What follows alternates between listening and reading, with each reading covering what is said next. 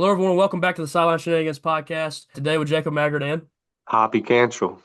And you can tell the crew has shortened down a little bit. Just me and Hop today. I got a lot of people doing some things. A little bit, a little spring break action. As you can tell, I'm back home. So some people doing some things weren't available to draft with us, but we're looking forward to this one. Again, free agency kicks up.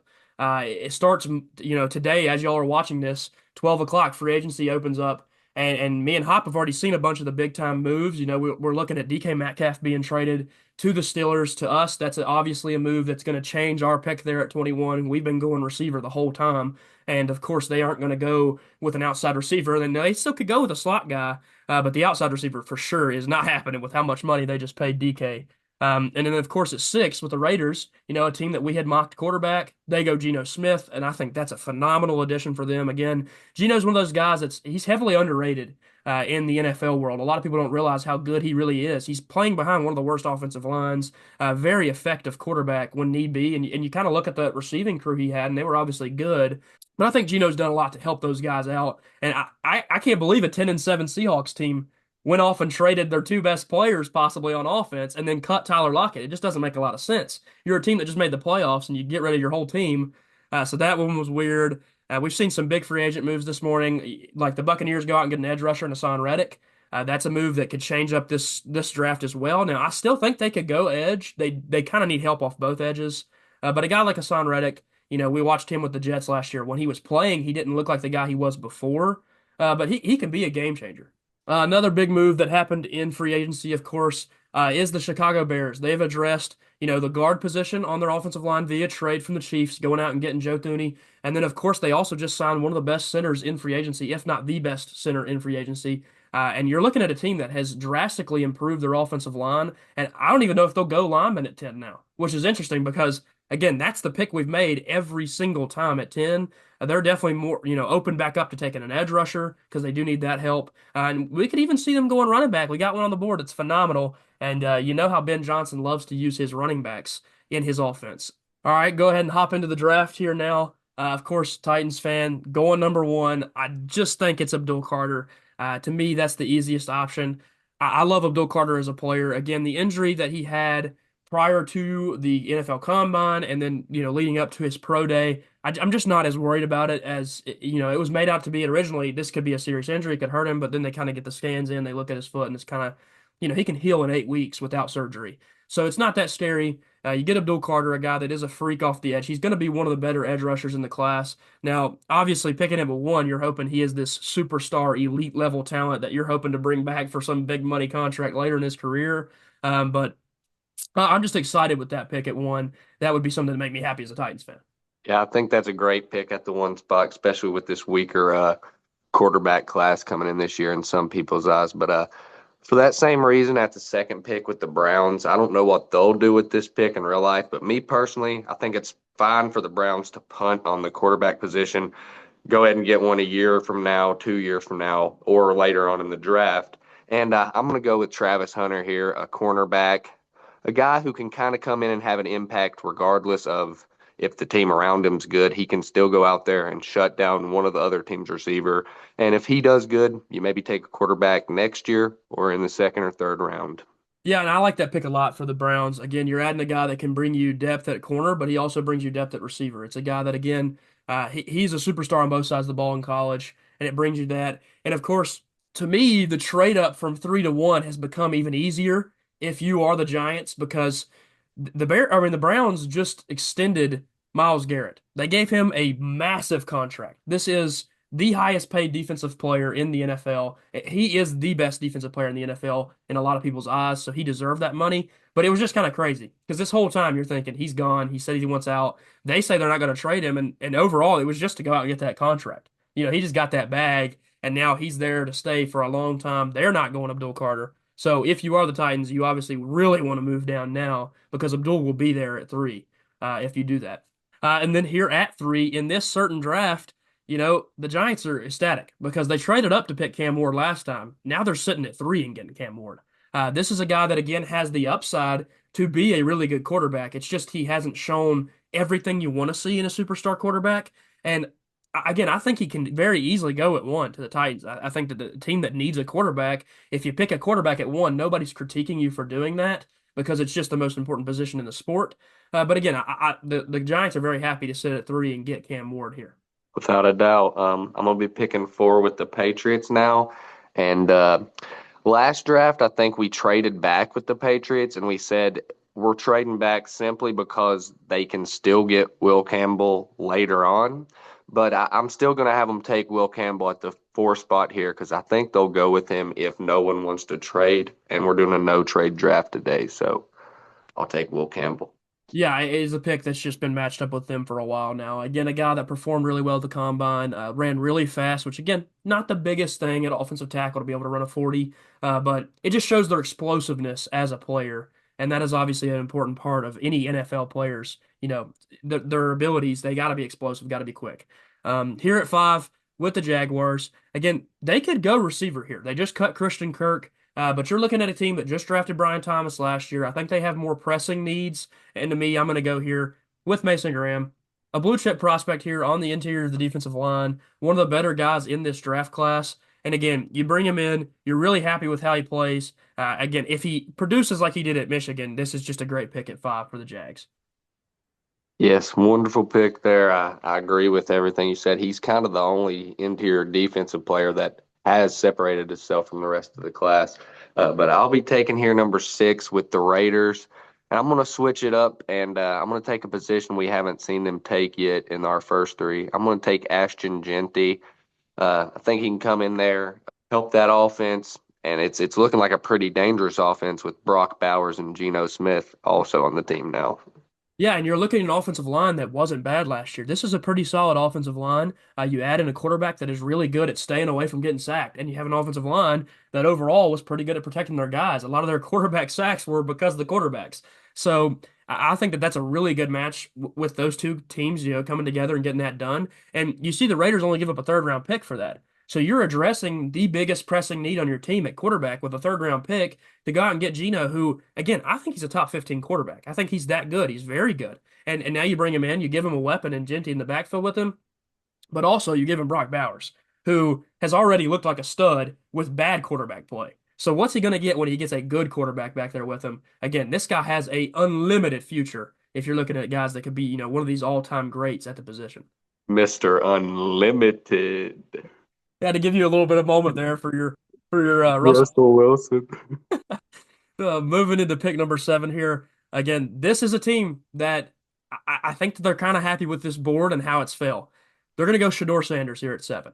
Shedeur Sanders does make it past, the top picks because we don't go quarterback at two. And of course, I don't think the Raiders pick here at six now. And so Shedeur ends up falling to seven.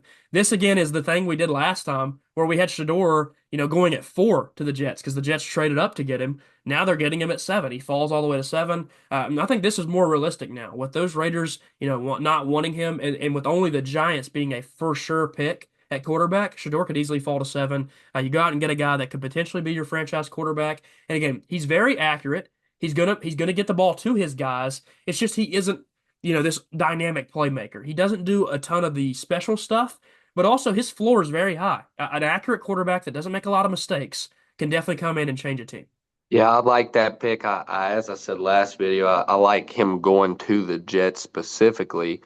He played in college at Colorado, so we haven't seen him with an elite team around him yet. And although I do like Cam Ward more, I am interested to see what Sanders will do in the NFL.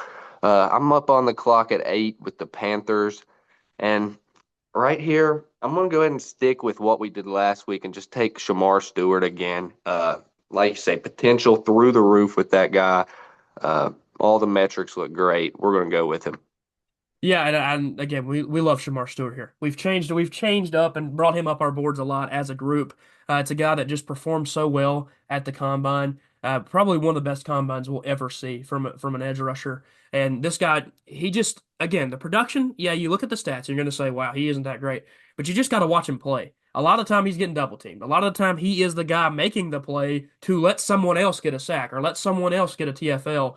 He is huge. So he's a good run stopper as well. A 270-pound edge rusher. That's massive. And he was 290 pounds in college. So this dude is he's just huge. He's 6'6", 270, and then runs like he runs, has the explosiveness that he has.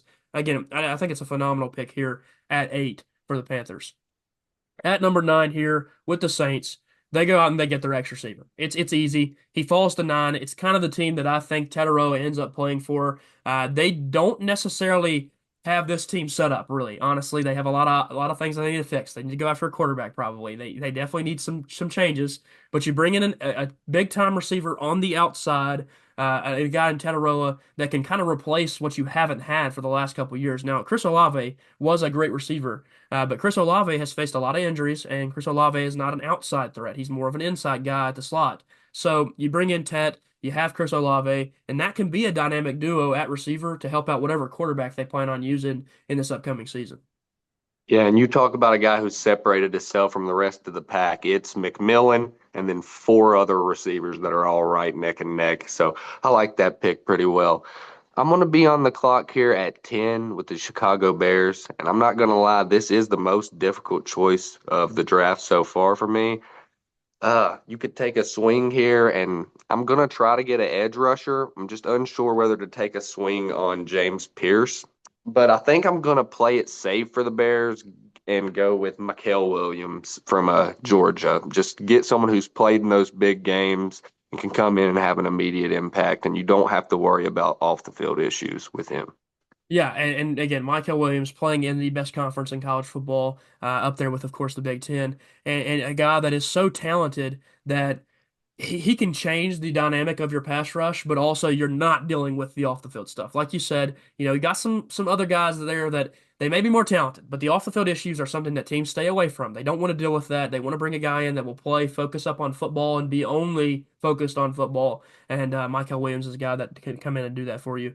Um, at pick 11 here with the 49ers, this is a team that they're addressing offensive line, they're addressing edge rush, they're potentially addressing interior defensive line, and heck, they even look at linebacker maybe. So there is a lot of needs, but I'm just going to go with the freak at the combine and Armand Membu, a guy that a lot of teams below this really wanted him to fall to them. He's very talented. He is a top tier tackle, and you saw how he performed. He has big enough arms to stick at tackle, which some people were kind of thinking he could move down to guard. But the Niners can use either one. They can bring him in at tackle. If they don't want him there, they can play him at guard. He's just a phenomenal player in general. And again, one of the better offensive linemen from the combine gets picked high at number 11 here.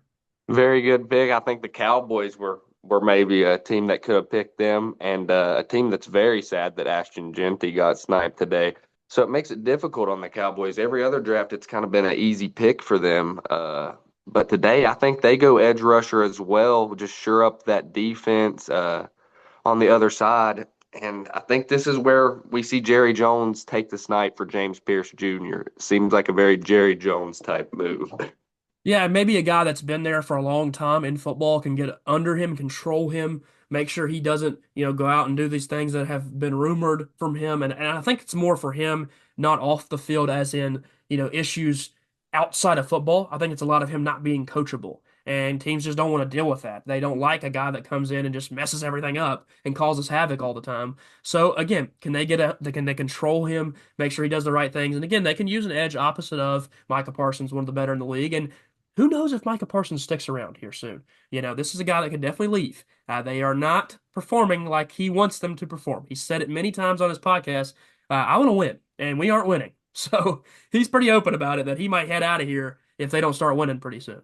I'll be picking here at 13 with the Dolphins. I'm going to go on the other side of the ball. Now, I know it's weird to not go offensive lineman here, but they need help in their secondary. Javon Holland likely gone in free agency. You go out and you get Malachi Starks. Again, this is a guy that he didn't do anything super special at the combine, but he didn't hurt himself. He's kept himself in that conversation to be the best safety. He kept himself in the conversation to go in the top 15. I found a team here that I really like him going to in the Dolphins at 13.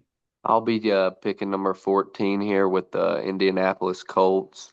And this is one of the more obvious picks of the day. I'm going to have to go Tyler Warren. They're linked to him. They've been talked about, and he's the perceived as the number one tight end prospect in the draft. Yeah, and again, this is a team that even if Tyler Warren were to get picked inside that top 10, he could potentially, again, he can go 7. We've talked about that. If he goes there, they can still pick Colston Loveland at 14. They desperately want weapons for Anthony Richardson. Tight end is one of those positions that when you have a young quarterback, it really helps him out. It's just an easy check down option, a guy that can go out and be a playmaker for him. Tyler Warren's a phenomenal option there at 14. I'll be picking here with the Falcons at 15. Another team that, they have a lot of needs. They can go address the receiver position. They can address the edge rush issue that they have. But I'm going to go with another guy that I think has really helped himself out after the combine, and that's Jahdae Barron, the corner from Texas. A guy that, he can play anywhere he wants now. There was a lot of people saying this guy's only going to be a slot corner in the NFL due to the kind of way he played in college. And we've talked about this a couple times.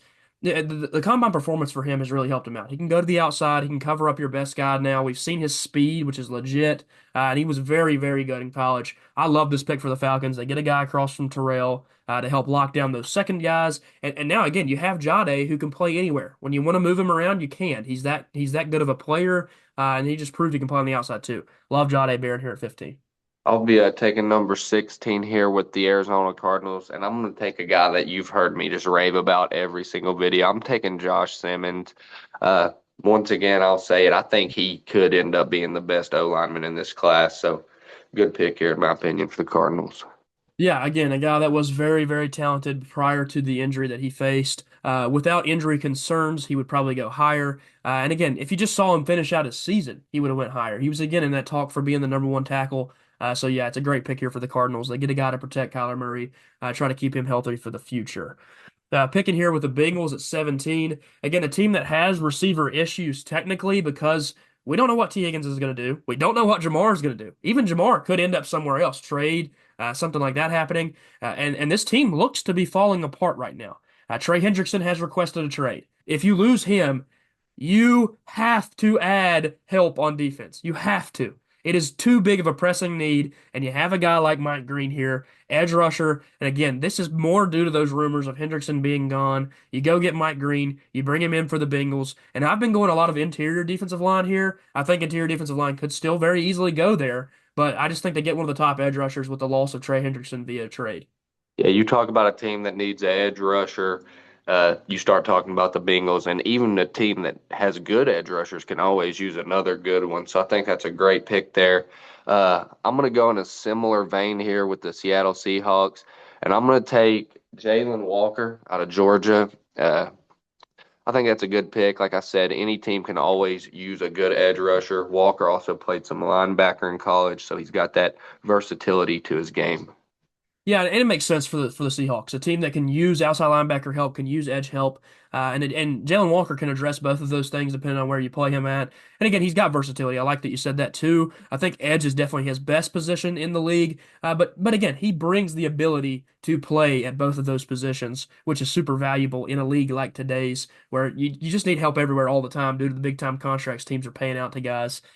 Picking here at 19 with the Buccaneers. They have re-signed Chris Godwin, so you can remove a receiver off the board. They don't need help there. They've got Mike Evans. They've got Godwin back. They've got their quarterback settled in. And heck, they had some pretty nice production from that running back room last year, too. So they're looking defense. Again, this is a defense that if they can upgrade and address some of those issues, I really like this Buccaneers team. It's just a fun team to watch. It's a team that's fun to pull for. And there's a lot of options here they can go with. They can go with the best linebacker in the entire class in Jahad Campbell. Again, a guy that addresses the linebacker need, which you will have soon, no matter if you got Levante back, which they did, or not, because Levante's getting old. And that linebacker position, it ain't going to fix itself. So I'm going Jahad Campbell here at 19 to the Buccaneers. We've had him go higher, we've had him go lower. He had an amazing combine. He can really go anywhere from 10 to 32. He's that good. He is the best middle linebacker by a wide margin in this draft class. And he's even a guy that if you wanted to move him down to edge rusher, he could do it. He also has some experience rushing the passer due to that interesting dynamic defense that they ran at Alabama. They had some really fun positions. He played one of those, and he was rushing the passer every once in a while. And he's pretty good at getting there. He's a freak athlete, so it just only makes sense. Buccaneers address linebacker, and if they want to play him at edge until they want to move him to linebacker, that's also an option. I'm going to be taking number 20 for the Denver Broncos, my favorite team. And last draft, we got two tight ends sniped back to back before we picked. If Colston Loveland is still available, that's who we're taking here. Even if Tyler Warren is also still available, I'm pretty sure the Broncos would go Colston Loveland. Our coach has just expressed real interest in him, and I think that's where we go. Yeah, and it makes a ton of sense. Like you said, this is a Denver Broncos team that needs that help on the offensive side. And I like Colson Loveland a ton. He's a guy that can even play some slot receiver and line up there and run routes from that position. He did it at Michigan. He was by far the best receiver on that entire team by a long shot. So again, Colson Loveland brings you the ability to move around and play at any of those positions, which you can tell they need help at receiver and tight end being listed as their top needs. A guy that can even address both of those at points. But again, just a dynamic playmaker. I love Colson Loveland at 20. I'll be picking here at 21 with the Steelers. Again, this is a team that has a multitude of needs. We've seen recent rumors that Najee Harris is heading out the door. And of course, they just cut their best interior defensive lineman. That's where I'm going. I'm going interior defensive line, a team that already could have addressed that issue. Now you're just definitely addressing that issue, in my opinion. And today I'm going to go a little different route. I'm going Walter Nolan as the best guy on the board. Today I'm going to go Derek Harmon. The defensive lineman from Oregon, again, a guy that had a phenomenal combine for a big man. Very, very talented defensive lineman from Oregon. Really helps that interior defensive line from the Steelers. And a team that really prides themselves on being one of the best defenses in the NFL year in and year out. They had a guy that can definitely help them at that. Yeah, and they're going to need all the help they can get in on that side of the ball with the offense that they have. But either way, I'm going to be picking number 22 here with the Chargers. There's two different ways that I'm looking to go here. I can either go a Marion Hampton at the running back, or I can go with a receiver in Matthew Golden to get some outside help. And I think I'm going to personally choose here Matthew Golden.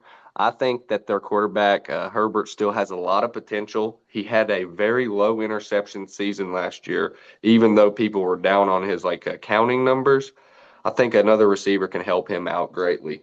Yeah, and Matthew Golden's a guy that really boosted his draft stock too. That combine was very, very impressive. Running the 4.2s on the outside, that is going to get you picked high. He can come in and be the alpha receiver for them. Of course, they have Ladd at the slot position. Ladd was awesome last year, and this just adds another really young, talented receiver to combo with a pretty young quarterback, and overall just a pretty young team with a great coach. I love Matthew Golden there at 22 for the Chargers. At 23 here with the Packers. This is a team that needs corner help. We've gone Jahdae Barron here. We've gone other ways. Will Johnson's on the board at 23. You're taking him. Will Johnson is an outside cornerback with long arms, the ability to lock down a guy on the outside. Again, a ball hawk, plays the ball very well. I love Will Johnson, the Packers here. It just makes way too much sense with him falling to 23. Absolute still. I'll have to agree with that. All right, I'll be taking pick number 24 for the Minnesota Vikings. They can go a multitude of ways here. They're a team that would have loved to see Will Johnson fall another spot, but I'm going to go ahead and just take Kenneth Grant. I feel like he's fallen a little bit too far in this draft, so that's who I'm going to take here. Yeah, an interior defensive lineman that was really good. Of course, we took his teammate way early on and Mason Graham. Kenneth Grant, phenomenal defensive tackle talent, a guy that could very easily go that position before them, at 22, of course, I'm talking about, to the Chargers. And it's funny, you see Harbaugh go a different route, not grab those Michigan boys, and then look at Michigan right after him. So that definitely could happen. Those two guys could both end up playing for the Chargers. He definitely has some bias towards those guys, and I'm glad we addressed his receiver need there. But again, back to 24 with the Vikings. I just like Kenneth Grant. He's very talented, play on the interior defensive line, and we see a little bit of a different route because we've seen Kenneth Grant fall out of the first in some of our mocks. Now we see him going at 24 here to the Vikings. At 25 with the Texans, this is one of two ways for me. It's interior offensive line or it's receiver. Today I'm going to go a little bit different. We've won a lot of receiver help. Today I'm going to go Tyler Booker, the offensive guard from Alabama. Again, a little bit low on PFF's board. I think this is a guy that could go as high as 13 to the Dolphins. Very talented offensive guard. And I know it's a position that a lot of teams don't love drafting high. They don't like drafting guards and paying guards. But when you have a really good offensive guard, you keep him around and you pay him. So why not try to go draft one that could be really good? I love Tyler Booker at 25 to the Texans, and I think that that's just a good pick for them. A guy that's went up against some of the best pass rushers in college, so he's ready to go out there and contribute right away. I'm going to go here at number 26 with the Rams, and I really like some of the free agency moves they've made for their offense. And they got an older quarterback in there, so I'm just going to go ahead and take Kelvin Banks Jr. here out of Texas. Protect Matthew Stafford and try to get him a second Super Bowl championship because this is a team that, with perfect health, could very well compete if they do well in this year's draft. Yeah, and again, This is a team that, like you said, free agency, big time for them. They added Devontae Adams, again, a receiver that is extremely talented, and you're getting rid of Cooper Kupp, so this is a position that could go in, with a slot receiver to help him out. But I prefer this. I prefer going tackle guard. It just helps out protecting an older quarterback, like you said. Kelvin Banks is that tackle guard. He can play either one. If you need him to shift down and play guard, he can. If you need him to stick at tackle, he can play that. And again, this team is very talented. 100% one of those teams could even show up in that Super Bowl again. I think Matthew Stafford is plenty good enough to win another one before he retires. I like this move a lot for the Rams. At pick 27 with the Ravens, I think that this is just a match made in heaven for me. A guy that I picked earlier last time, and where I picked last time, I should say, with the Ravens. I love Nick Emmanwori. Nick Emmanwori makes way too much sense for the Ravens. They go out and get this super talented safety prospect who had an awesome combine, played really good when he was at South Carolina, made some big time, game changing plays. You bring him into a defense that needs a little bit of help at that DB position, allows Kyle Hamilton to play his natural position. You bring in Emmanwori, it's just really good for them. You talk about a guy with some talent, and if you just look at him, you can tell this guy's got some talent. All right, I'll be picking 28 here with the Lions. And in last draft, we seen James Pierce Jr. fall to them, and they loved that. But in this draft, he's not here, and we're gonna just see the rich get even richer. We're gonna take Gray Zabel, a guy who can play a guard or center for this team. One of the best offenses, in my opinion, in the regular season, will be the best offense in the NFL statistically again next year. Just helping out that offense even more. Hopefully, they can go further in the playoffs with Gray Zabel. Yeah, and again, Gray Zabel, a guy that can shift down to center and play that. He is 100% expected to play guard or center in the NFL.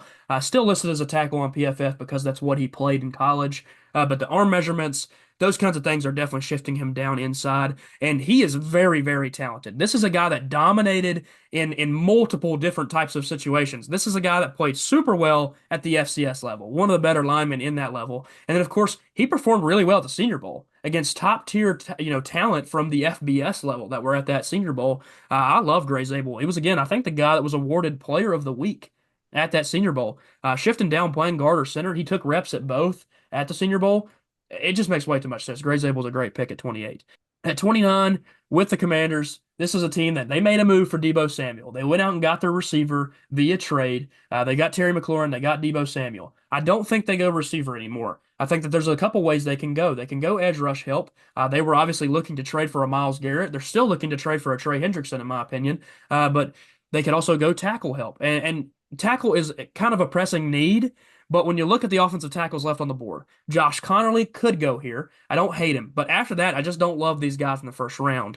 So I'm going to shift my attention to the edge rush. Say they don't go get that trade. They go Donovan Ezaraku, a guy that had a very good combine, a guy that was extremely talented. He produced in college. You kind of just put everything together, and overall, he's looked like a stud the whole process.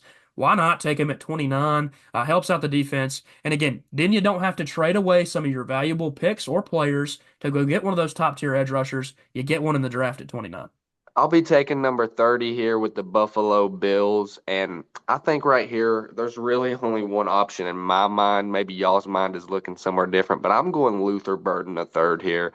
We got to just Josh Allen's too good. We got to get him a receiver out there. I think a guy as talented as Burden falling to the 30th pick is really good for the Bills. I'll be also going back to back here, number 31 with the Kansas City Chiefs.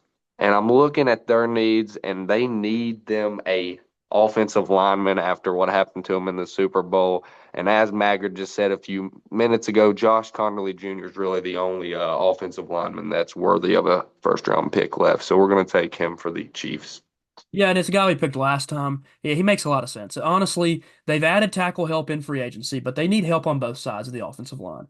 This is an offensive line that really, really struggled. They're keeping their offensive guard, their super talented offensive guard, so they are going to address the outside. They get a guy that is for sure sticking at tackle in Connerly, and we could see them address interior defensive line. A Walter Nolan or a Darius Alexander would make sense, but Josh Connerly's just way too good, available here at 31 to the Chiefs.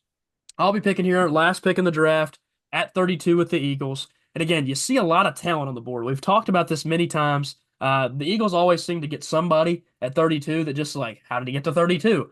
It just always happens with them. They've added so much talent in recent years for guys that have just fallen in the draft that really truly just didn't make sense why. And it always happens. It always does. And I'm going to go Walter Nolan here at 32. Again, we're looking at the whole draft board here. There's a lot of picks that I like on this board, and Walter Nolan's a guy that I've had going all the way as high as 17 to the Bengals. Today we have him falling all the way 32 to the Eagles. They could have went edge rusher. They can go linebacker. There's a lot of things they can do. It just makes a lot of sense though to go out and get the guy in Walter Nolan to shore up that interior defensive line after losing a guy like Milton Williams in free agency. And now we're looking at the whole board. We're going to address what we think, again, is the best picks of this entire draft. Who got the steals? Hop, if you want to go first, what do you think was the best here? Uh, I I like to just point out a few things that I thought was like interesting about this draft. I like the fact that quarterback fell to 3 and 7. To me, that makes more sense than quarterback being the first two picks of the draft this year. Uh, I like Ashton Genty going to the Raiders at 6. I think he can have a very hot start to his career. And I'll point out one still. I really like Nick Emmanwori going to the Baltimore Ravens. He just looks like a Ravens player. Yeah, he does, and that's literally why I picked him there. He just looks like a Raven. I mean, this is what he just seems like the kind of guy that will end up there. Very talented player. Picks that I really, really love in this draft. I'm a big fan of Jahdae Barron. I don't know. I just thought that combine performance was just so unexpected. A guy that was already a really good corner. The Falcons go and get him at 15. Again, he can play the slot if they need him to. They've already got Terrell, who's awesome.